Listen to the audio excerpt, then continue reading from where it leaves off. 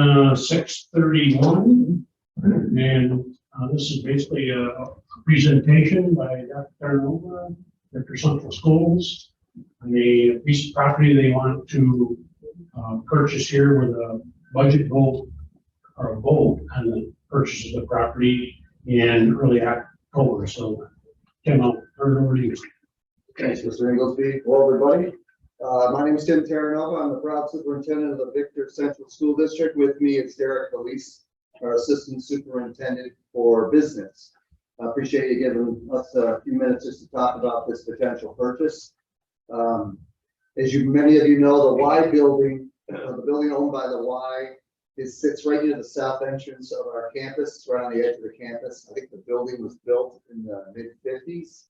For a long time, St. Patrick's Church owned the building and used it for a variety of reasons. Ultimately, they sold it to the Y 15 to 18 years ago, I think. And then recently, the Y building was put up for sale, and it was something that we were, as a district, very much interested in. So I'm just gonna say, Space bar. You know what? I'll do. Or just the forward button. There we go. So what we would like to do is we are extremely interested in purchasing this building because at this point, Victor Central School District is running out of space. We have over 4,300 students. It's an incredible campus. Many of you have been on it. Some of you have kids in the district or had kids go through the district. So we are definitely tight on space and need more room, not only for existing programs, but for potentially increased enrollment over time. The cost of the building is $425,000. It would not only give us some really valuable purposes to use it for, but it would also close off our campus. That would support overall security, and we would be able to do it through money from our capital reserve at no cost, no future cost to taxpayers because of the purchase. So here's just a little general timeline. We've been looking at this for a few months. In July, we took our second tour of the building as the Board of Education and superintendent and members of the district cabinet. In August, the board authorized us to have conversations with the broker. And then later in August, the broker and the Y agreed to accept our offer, which ended up being the $425,000 amount. And on August 18th, the Board of Education approved the potential purchase of this building that ultimately has to be approved through a community vote of members of the Victor Central School District. That vote is Friday, October 7th from 12 till 8 p.m. at the Victor Primary Gymnasium right on our campus. So again, just a little bit more in depth on why. Again, we have our campus is very tight. We have each of our 5 buildings that house our students are extremely crowded and tight, and we don't have any room at this point for really additional space for classrooms. And with that in mind, we also are concerned in a good way with potential increase in enrollment. As you know, Farmington is growing, especially the area of Farmington that is a part of the Victor Central School District. We've talked, Mr. Inglesby and I have talked frequently, numerous times around the potential housing situation and potential enrollment. We need to do a deeper dive into that around an enrollment study to see if that's going to impact our existing enrollment. Our enrollment's been flat for about 5 to 7 years, but again, there's a potential for it to increase based upon this increased housing. Even if it doesn't increase, we have numerous ways we can utilize this building to support our kids. And that's one of the main reasons why we want to purchase it. The first is currently we have a need to service students who are temporarily out of our district, either for behavioral reasons or for physical or mental health situations. And that could be a number of days, it could be a few weeks, it could be a few months, but we have kids that are out temporarily because of these reasons that are barely getting any education. They're supposed to be getting 2 hours of tutoring through our BOCES, but our BOCES are so short of tutors right now that it's very difficult to even get that. So what we would like to utilize this building for is at least partially as a tutoring center to bring back kids who, like I said, are partially out for either behavioral reasons or physical or mental health situations, and that are able to come back and focus them on a full day of support in our school system rather than maybe 2 hours. And that full day of support would be both academic as well as social, emotional, and mental health support through our counseling staff and our teaching staff. It would put them on campus, but not in the building that they go to, which would aid their transition back to classrooms. This is something that numerous districts around us, including Canandaigua, have implemented to great success, and it would be something that is greatly needed in Victor. Another use for the building would be for professional development space. Why is that important? Because we have significant professional development space in the 5 buildings that we currently house kids. If we're able to take some of that space out of there and use it for teacher professional development during the day and after school in this building, it would free up space in the 5 buildings for student use, which again helps support our space needs. And then last, another main focus could potentially be, small percentage of space used for both security and technology infrastructure. We've recently hired a coordinator of district security, as well as increased security on our campus, which is really critical in today's day and age. This could be a central location for the office and for some of the infrastructure that we need for it. So those are the 3 main areas. Purchasing this building is not something that we're trying to figure out what to do with. We have about 15 different things we could do with this building. These are the top 3 at this time. Just some pictures of kids and example of crowded hallways and spaces, as you know, in the town. Also, like I said earlier, not only could we use this space for a tutoring center and for professional development and potentially as a location for security infrastructure, it would also close off our campus right now. It's the one building, the one spot that could be opened up for outside use. If we close off our campus, it certainly increases our security of the entire campus. It's right on the edge, right on our campus, honestly, right on High Street, right by the south entrance. So that's an important piece too. And although lots of people have questions around this, it's actually cheaper to renovate this building than it would be to build a new building. And that really, Mr. Belize could talk more specifically about that. It has to do with the fact that we're a municipality, the cost of both material and labor to build right now, and the bidding out that is necessary. We're probably looking at a $1.5 to $2 million increase in cost if we were to build a building versus renovate the existing one. So it saves money in relation to that. More pictures.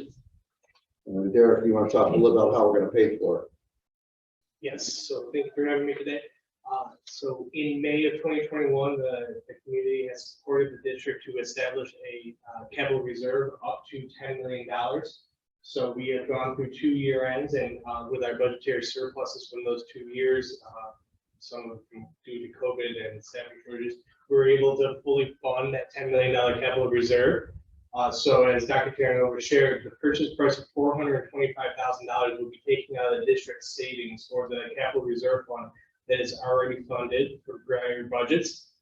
Additionally, because there's more than the purchase price in that capital reserve, and we are going to continue to try to fund the capital reserve with the surplus for this current school year, the future renovations of this capital project will also come out of the capital reserve, which means also the renovations of this building will have no impact on future taxes.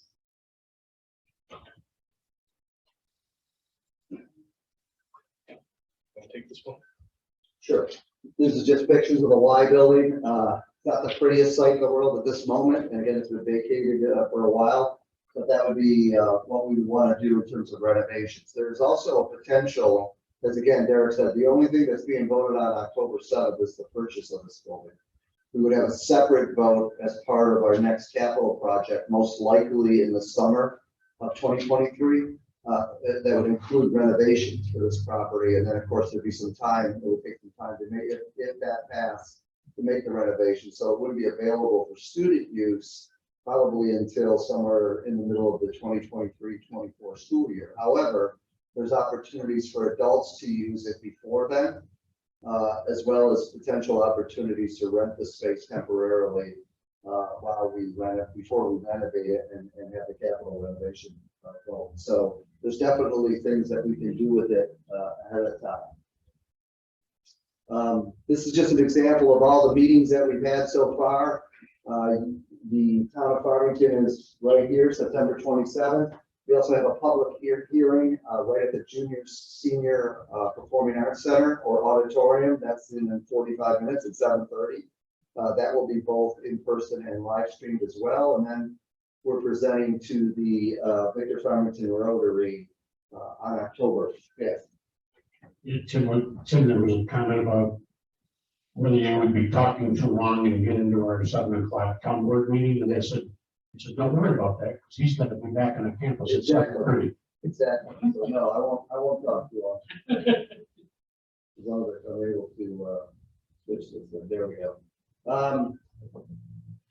Again, our vote is Friday, October 7th, 2022. That's a week from Friday. Noon to 8 p.m. right at the Victor Primary School, right in the gymnasium. There'll be plenty of signs. If you have questions, I would encourage people to go to our website, victorschools.org. There's a section right on there, proposed building purchase, a heading right there. It's very easy to find. Click that on, and you'll see all the information that I just talked about and more regarding the purchase of this building. There's also about a 3-minute video that explains it, as well as a presentation that we gave regarding the vote. I would also encourage anyone with questions to email me at terranova @victorschools.org. Again, Terranova, TERRANOVA @victorschools.org. Email me anytime. I've had multiple emails already with questions, and then we can answer them as promptly and as transparently as possible.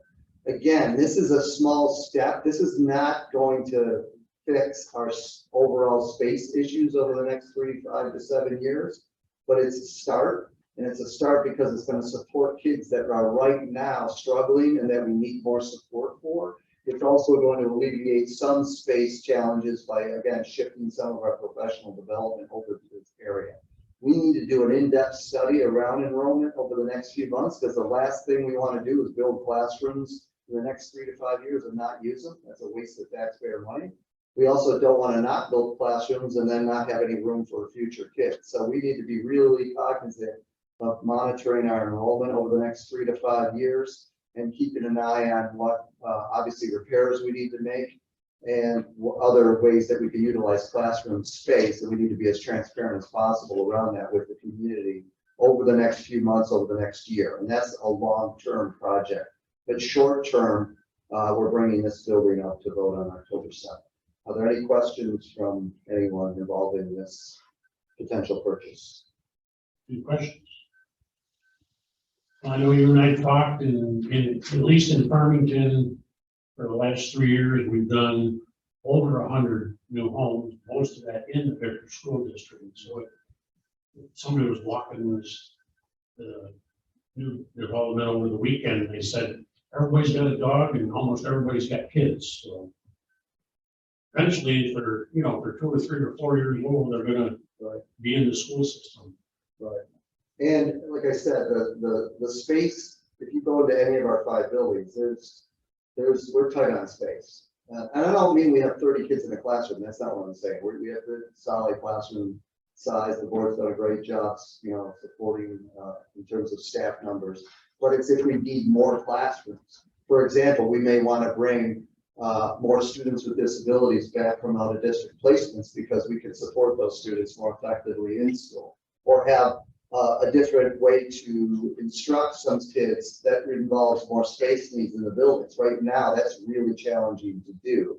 And again, the Y building is not going to really make a dent into that. That's more of a conversation that we need to have for later, but the Y building certainly won't make a difference.